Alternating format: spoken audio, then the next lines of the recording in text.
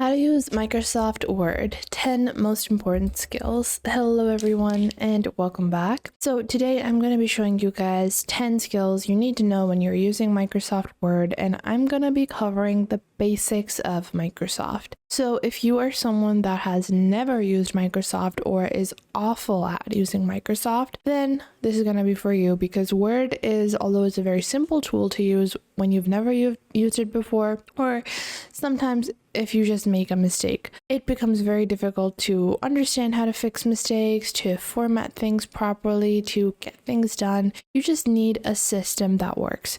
So we're going to be covering the basics, because a lot of people know how to type in Word, but they don't realize the basics of Word. Starting off with a new document. So this is Word on my desktop. This is not Microsoft Word on the browser version, and this is what most people refer to when they refer to Microsoft Word. On the top right, if you click on templates, you're going to find a bunch of different templates over here. Then if you go back to home, you can click on blank document over here, and once you do that, your blank document will be created. Now I'm just going to make this full screen so it's easy for us to read through. Now from here, we're going to close this out, and this is what your Word page looks like. This is a blank Word page with a default theme. You will see that on the top right. This is the default normal that is applied. Now, you're going to change this normal based on the type of writing that you want to do. I'm going to show you guys that later on, but let's get started first. So hi, my name is Jane. Today, I'm gonna show you how to use MS Word. Simple, right?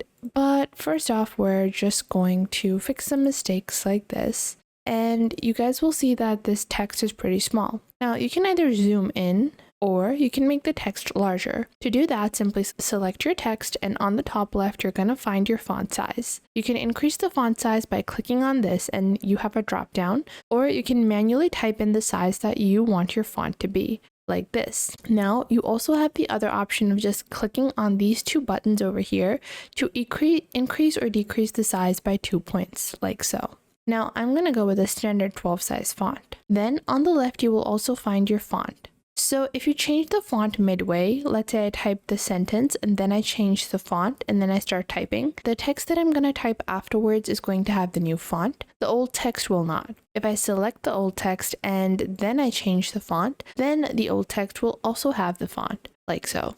Then you also have a few other options, like making text bold, italic, underlining, and striking through the text. All can be accessed by the top left panel. Now, the next thing you want to do on Microsoft Word is learn about spacing, formatting, margins, indentation. So let's jump right in. This is our standard text, and I'm just going to zoom in a little so you guys can see it. Now you guys saw that by default, it didn't write the text over here or over here. This is because over here we have a margin and over here we have a header. So to change these margins and these headers, you can go into your layout on the top. Once you go into the layout tab, you're going to click on margins and you're going to find different margin sizes. Normal margins are 2.54 cm, narrow are 1.27, and then you can just click on custom margins to make your own custom margins. You can apply this across multiple pages, and you can apply this to the entire document as well. And if you want, you can only apply it to a section of your document. Then you also have orientation, where you have portrait and landscape orientation. You also have size of your paper, which you can customize. You also have columns, so if you want to write in columns, you can do that as well. Then you have page breaks. Now, you might say, why would I want to add a page break if my page is naturally not ending? Well, if you're adding page numbers and you want a simplified version of page numbers, you usually add a page break, because usually when you're writing, you might have some index pages that are technically not included in the numbering, but you're going to have to include them within the document, and that can alter your page breaks. Below that, you have hyphenation and line numbers. Now, you're also going to find indentation and spacing here, but we're going to cover that first in our Home tab. Now, our text is placed at a very standard formatting where it's left to right, but I want to place my text at the center. So you guys can see different types of alignments. You can click on the type of alignment. So you also have right to left, you have justify as well as centered, and then you have left to right. Left to right is what you see in most text. Above that, you also have the option to add bullet points. You can just select this and start adding your bullets. If you don't want to add an indentation across your bullets, you can go back like this add your bullet, and then remove the indentation like so. And then if you go into your bullet points like this, I'm going to add a space over here. We have our bullet points here. I'm going to just push this down a little. But what we're going to do is we're going to push right, then add our bullet points, move this to the right so that the indentation is removed and it's in line with the regular text. Now, these are just simple bullets. You can add numbered lists, you can add 1, 2, 3, 4, ABC, whatever kind of headers you want or lists you want. Now, after that, you have cells. Now, you have the ability to add tables, and you can add cells over here as well to demarcate those tables. You guys can see I just added a simple line. You can use those lines as a simple separator as well, but if you want to add a complete table, just click on Insert, then click on Table.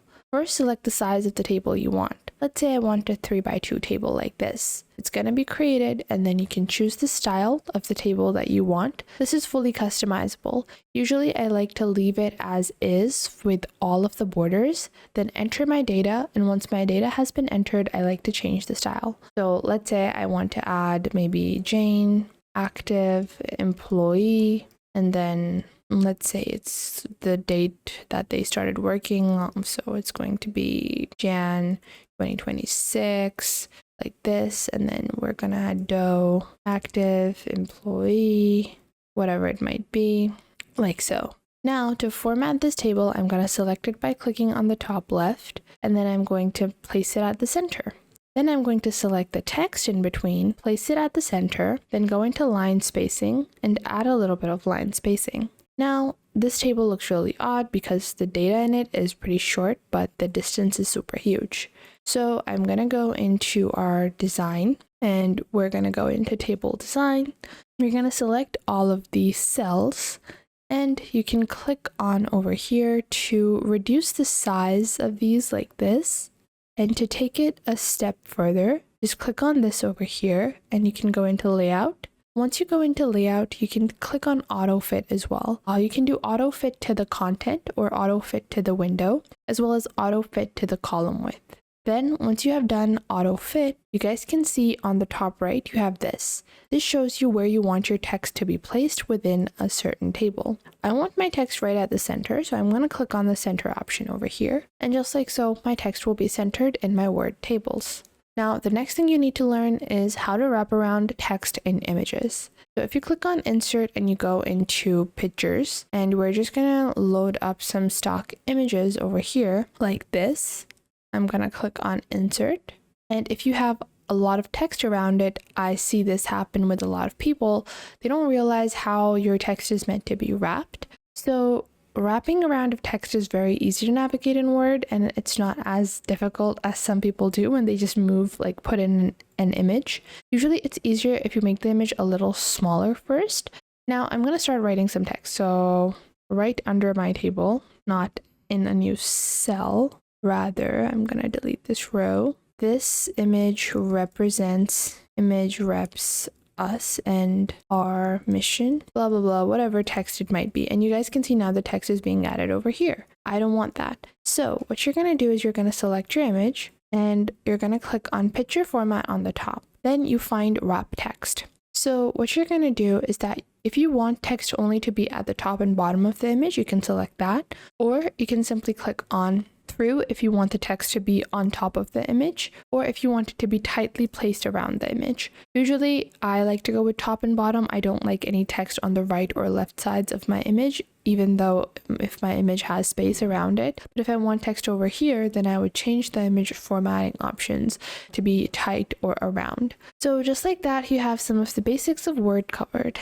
If you found this helpful, make sure to leave a like and subscribe, and I'll see you in the next.